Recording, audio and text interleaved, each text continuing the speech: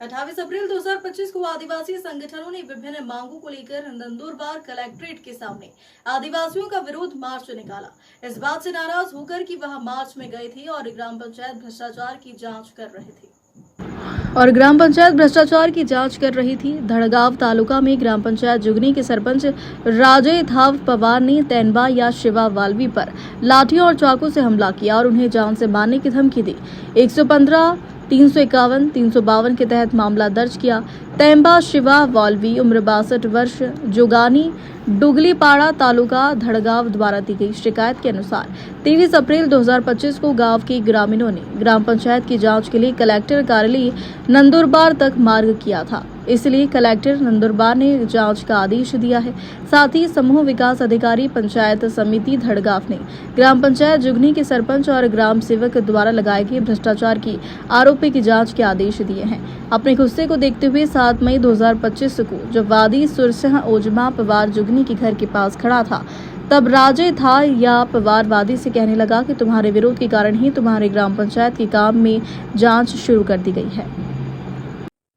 28 April 2025 रोजी भ्रष्टाचार, भूमाफियांविरोधात व पाणी, रस्ता, वीज, शाळा, अंगणवाडी अशा मूलभूत मागण्यांसाठी आमचा नंदुरबार जिल्ह्यातील आदिवासी संघटनांचा नंदुरबार जिल्हाधिकारी कार्यालयासमोर जन आक्रोश मोर्चा होता।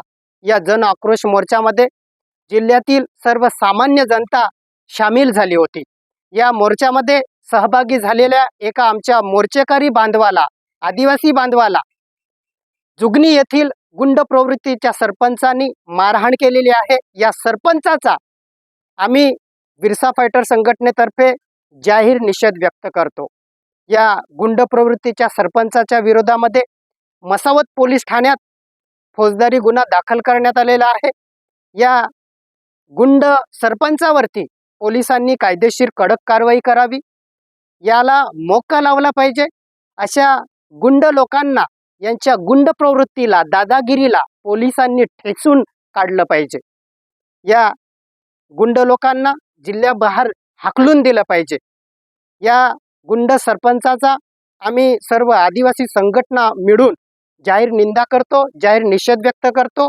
ज्या आदिवासी बांधवाला मारहाण झालेली आहे त्या आदिवासी बांधवासोबत आम्ही सर्व आदिवासी संघटना, सर्व आदिवासी समाज भक्कमपणे आणि ठामपणे उभे आहोत।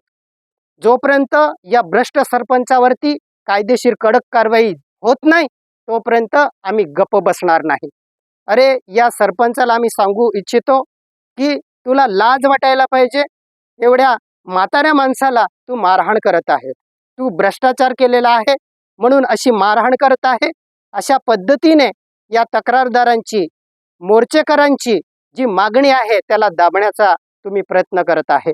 या गुंड लोकांनी कितीही कोणतेही प्रयत्न केले, कितीही लोकांना मारहाण केली, कितीही लोकांना धमक्या दिल्या, तरी आम्ही या धमक्यांना, या मारहाणीला भीक घालणार नाही। या गुंड लोकांना आम्ही कधीच घाबरत नाही, घाबरणार नाही आणि यांना कधीच आम्ही भीक घालत नाही। या गुंड लोकांवरती कडक कारवाई झाली पाहिजे। यांना जोपर्यंत कडक शिक्षा होत नाही तोपर्यंत आम्ही गप्प तर बसणार नाही आहे, परंतु या लोकांवरती कडक शासन झालं पाहिजे म्हणून आम्ही मागणी करणार आहोत। हा गुंड सरपंच शिवसेना शिंदे गटाचा आहे असं सांगण्यात येत आहे। या सरपंचाला मला असं सांगणं आहे की माननीय एकनाथ शिंदे साहेब जे उपमुख्यमंत्री आहेत त्यांच्याकडून चांगलं काम करायला तुम्ही शिका।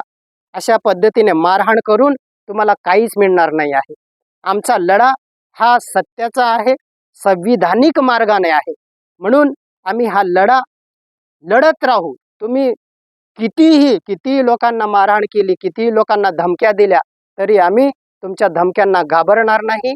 आमची ही चळवळ आम्ही सुरूच ठेवू। तुमच्या या भ्रष्टाचाराला आम्ही पोलखोल केल्याशिवाय राहणार नाही। तुमच्यावरती कारवाई झाल्याशिवाय, तुम्हाला अटक केल्याशिवाय, तुमच्यावरती गुन्हे दाखल झाल्याशिवाय आम्ही गप्प बसणार नाही।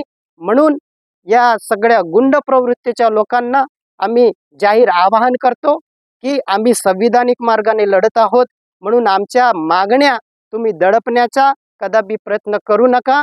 तुम्हाला आम्ही जशास तसं उत्तर देऊ. तुमच्यावरती कायदेशीर कारवाई झाल्याशिवाय आम्ही थांबणार नाही. आमचा लढा हा थांबणार नाही. भ्रष्टाचार हटाओ, नंदुरबार जिल्हा बचाओ. नहीं सहेंगे, नहीं सहेंगे, गुंडगिरी नहीं सहेंगे.